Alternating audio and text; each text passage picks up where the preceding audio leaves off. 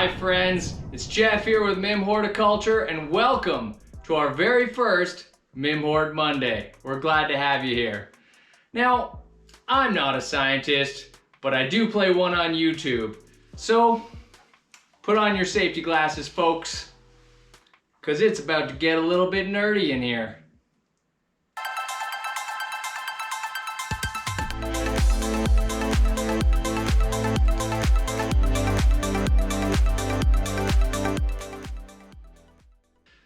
So I'm here in the Jeff Lab, and today I want to talk about microbial mass, mycorrhizal fungi, and the Mycorrhizosphere.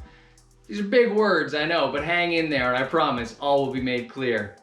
Now, we've always got a lot of questions from growers regarding beneficial bacteria and mycorrhizae. People want to know, are they the same thing, or what's the difference between them? Can I use them together in my garden? And if I am using them together, is it really worth the money or the investment in kind of buying both products and using them together, or should I just choose one or the other? So today I wanted to address some of those questions and to give you a good sense of what's going on in the root zone when you're applying some of these microorganisms together. But first, let's just take a step back and talk basic concepts. First of all, what are mycorrhizae? Well, the word does not denote a particular fungus, but refers instead to a symbiotic relationship between a fungus and a plant. Myco means that it's related to fungus, and rhiza as in rhizosphere or root zone. Now, there are many different species of mycorrhizal fungi, but the ones that you and I are probably most interested in are called arbuscular mycorrhizal fungi, and this is kind of one of the main groups, and that's the group that forms relationships with the types of plants that you and I are most interested in, like, you know, tomatoes. How about a little Saturday morning cartoon time? And let's take a look at a root as it grows down into our soil or substrate. Okay, so we got our little plant here, got the root coming down like that, looking pretty good. Just gonna draw it up like that with some consummate V's. Okay, perfect. Now we got some mycorrhizal spores that are lucky enough to find themselves in the rhizosphere. So that's a root. There you go, root hair, spores. Yeah, but the animation's all crappy. What sets arbuscular mycorrhizal fungi apart is that they actually enter the root and form small structures called arbuscules inside the plant's tissues. And this is why they're referred to as arbuscular mycorrhizal fungi. From there, they grow out into the soil or substrate, developing a network of fungal hyphae. Now, the whole point of this relationship is that the plant and the fungus are able to help each other. The fungus grows out into the surrounding growing media and is able to bring water and nutrients to the plant without the plant having to expend its own energy growing all those extra roots. And in exchange, the plant feeds the fungus with root exudates such as carbohydrates, amino acids, lipids, and vitamins. Now, at this point, you may be asking yourself, man, why is Jeff going on and on and on about mycorrhizae when his company doesn't even make any fungal products? Shouldn't he be talking about bacteria? Well, take it easy there, Siskel and Ebert. I'm getting to it. So if we turn back to our world-class animation here, we can start to talk about the rhizosphere. Now, the rhizosphere is not the entire root zone, but just a small area 1 to 2 millimeters wide immediately surrounding the roots and the root hairs. It's represented by this blue area here. Now, this is where the rhizosphere bacteria live, and microbial mass is made up of 5 strains of plant growth promoting rhizosphere bacteria, and they can only thrive within the special environment of the rhizosphere, where they're able to solubilize nutrients and produce enzymes to help the plant in exchange for those root exudates provided by the plant, which serve as a food source for the bacteria. And this is where things really start to get interesting, because if we take a look at a root system that's been colonized by mycorrhizal fungi, then we can start to talk about the mycorrhizosphere.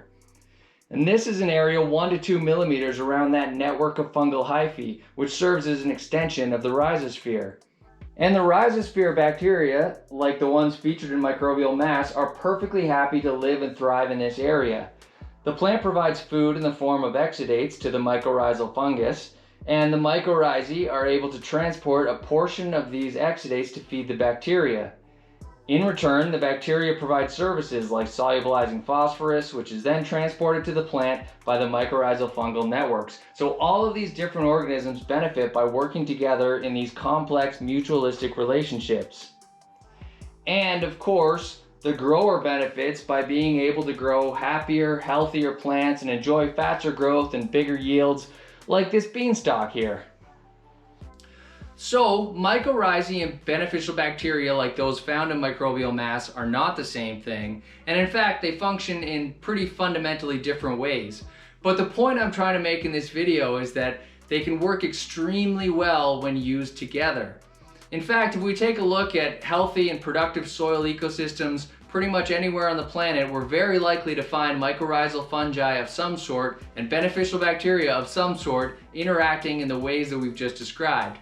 And we do see in the research that we get higher bacterial populations in the root zone of plants that have a mycorrhizal relationship versus those that don't. Of course, microbial mass is not dependent on mycorrhizae to function. It's going to provide huge benefits to your plants whether or not you've got that beneficial fungus present.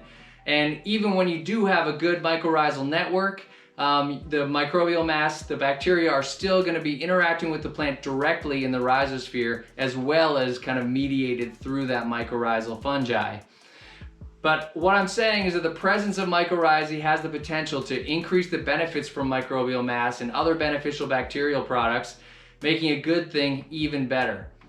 One other thing that I'd like to point out is that one of the advantages of working with bacteria is just speed. Obviously, most of us are dealing with pretty high turnover crops. You know, the crop cycle is quick. There's not a lot of time for fungus to get into the soil and develop that hyphae network to begin to provide services to the plant. The nice thing about bacteria is that you introduce it into the rhizosphere and they're able to colonize very quickly, begin to reproduce, and begin to provide services to the plant. So, you know, when you're dealing with a fast turnover crop, you're definitely going to get faster results with bacteria, but you know, mycorrhizae will develop over, say, a 12-week crop cycle and will provide benefits as well. And obviously using these together is a great idea. So hopefully this gives you a better idea of how some of the microorganisms in your garden are interacting with your plants. My name is Jeff with MIIM Horticulture, and I really appreciate you guys taking the time to nerd out with me today. I find this stuff super interesting, so you know, I hope that you do too. Thanks for joining us for our very first MIIM Hort Monday. We got lots more to come, so stay tuned. And we will be giving away some t-shirts like this one right here.